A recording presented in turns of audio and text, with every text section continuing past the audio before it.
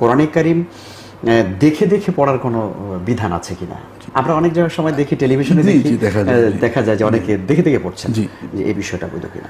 তারাবির নামাজ এবং অন্য নামাজে দেখে কোরআন পড়াটা ফুকাহারা মতভেদ করেছেন। তবে কোরআন, সুন্নাহ এবং সাহাবিগণের আমলের আলোকে এটা একটা অনুচিত কাজ। কোরআন কারীম রাসূলুল্লাহ সাল্লাল্লাহু আলাইহি ওয়াসাল্লাম মুখস্থ পড়েছেন এবং কোরআন নাজিল হয়েছে মতো মুখস্থ রাখার জন্য, এটা কিতাবের লেখা রাখার জন্য নয়। প্রতিটি মুমিনই কোরআন মুখস্থ করবে, এটাই কোরআনের দাবি। আর যিনি ইমাম হবেন তিনি হাফেজে কোরআন হবেন, এটাও ইমানের দাবি, কোরআনের দাবি। সাহাবায়ে কেরাম কখনো কোরআন দেখে পড়েননি, এরকম পাওয়া যায় না। শুধু একটা ঘটনা পাওয়া যায়, আয়েশা রাদিয়াল্লাহু তাআলা আনহার একজন খাদেম ছিলেন, মাওলা ছিলেন, আজাদ করা দাস ছিলেন যাকওয়ান।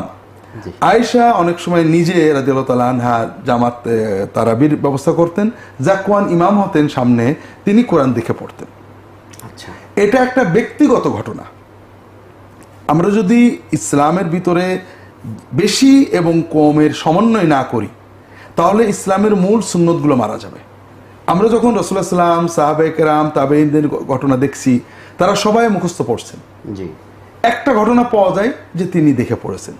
শত শত ঘটনার ভিতরে একটা ঘটনা, এবং সেটা খোলাফায়ে রাশিদিন করেননি, মশহুর সাহাবীরা করেননি, একজন তাবেঈ করেছেন, একজন সাহাবী অনুমোদন করেছেন। আয়েশা রাদিয়াল্লাহু তাআলা অনুমোদন করেছেন, একজন তাবেঈ যাকওয়ান তিনি এটা করেছেন। তো এই ঘটনাটাকে আমরা রীতি বানাতে পারি না। এরকম ছোট ছোট ঘটনাকে রীতি বানালে সমাজে বেদাত তৈরি হয়। এগুলো রেয়ার ঘটনা। হ্যাঁ, এই জন্য এই রেয়ার ঘটনার বিধানটা কি? সর্বোচ্চ বিধান হতে পারে যে এটা একটা জায়েজ কর্ম, প্রয়োজনে জায়েজ হতে পারে, তবে সুন্নতের খেলাফ, অনুত্তম কর্ম।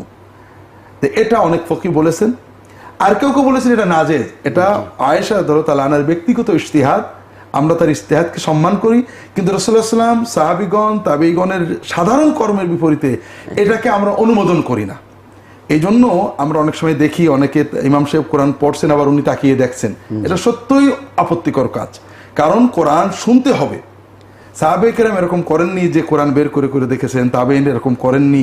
কাজেই এটা আপত্তিকর কাজ। এটা নামাজের যে আদব, সালাতের যে আদব, এটার সাথে বিপরীত। মনোযোগ, ইযা কুরিআল কুরআন ফাসতামিউ লাহু, ইযা কুরিআল কুরআনু ফাসতামিউ লাহু, মন দিয়ে শোনো।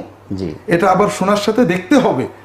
এটা না কোরআনের নির্দেশ, না সুন্নাহর নির্দেশ, না সাহাবী তাবেঈগণের কর্ম। এক্ষেত্রে কেউ যদি ওই দেখে দেখে পড়ে, মানে অন্য কেউ সালাতের বাহিরে থাকলেও কিন্তু তার মনে একটা খটকা লাগে যে আসলে কি নামাজে আছে কিনা। নামাজের যে একটা সুরত, একটা কাইফিয়াত, সেটাও কিন্তু অনেকটা। এটা আরো যারা ফুকাহারা, কাদিম ফুকাহারা একটা ভালো কথা বলেছেন, এটা আহলে কিতাবদের অনুকরণ। অর্থাৎ মুসলিম উম্মার সাথে অন্যান্য উম্মার একটা মৌলিক পার্থক্য আছে। সেটা হলো মুসলিম উম্মার কোরআনটা একটা মুজিজা, এটা মুখস্থ হয়। আহলে কিতাব অর্থাৎ তাওরাত, ইনজিল, জাবুর বা অন্যান্য কিতাব যাদের ছিল, তারা কখনো মুখস্থ করতে পারেননি। এটা করার মতো অলৌকিক কিছু না। এই জন্য তারা সবসময় তাদের প্রার্থনা দেখে দেখে পড়ে।